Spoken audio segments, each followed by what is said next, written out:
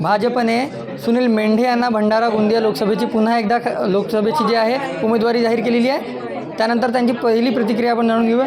काय सांगाल सुनील भाऊ, तुम्हाला भाजपाच्या वतीने पुन्हा एकदा उमेदवारी जाहीर करण्यात आलेली आहे? निश्चितपणे ही आनंदाची बाब आहे आणि विशेषतः मी माझ्या पक्षाच्या वरिष्ठ नेत्यांचं, आमच्या देशाचे लाडके पंतप्रधान आदरणीय नरेंद्र मोदीजी, अमित शहा, जे.पी. नड्डाजी, आदरणीय नितीनजी गडकरी आणि विशेषतः आमच्या महाराष्ट्राचे नेते देवेंद्र फडणवीसजी आणि बावनकुळे साहेब, या सर्व वरिष्ठ नेत्यांचं मी खूप खूप आभार मानतो आणि त्यांनी जो मला विश्वास दाखवला त्याच्याला मी सार्थ ठरवीन हेही त्यांना आश्वस्त करतो।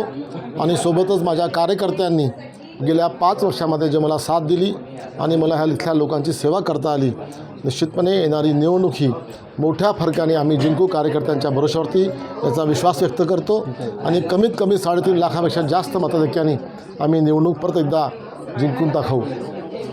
नक्कीच 3.5 लाख मतापेक्षा जास्त मतांनी जे आहे हे आपण निवडणूक लढणार असा पुन्हा एकदा विश्वास जो आहे सुनील मेंढे यांनी व्यक्त केलेला आहे। रुपेश सपाटे, TV9 मराठी, भंडारा।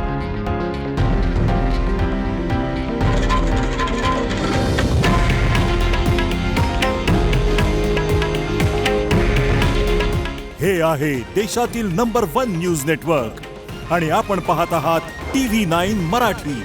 काळजी तुमची, हित महाराष्ट्राचं।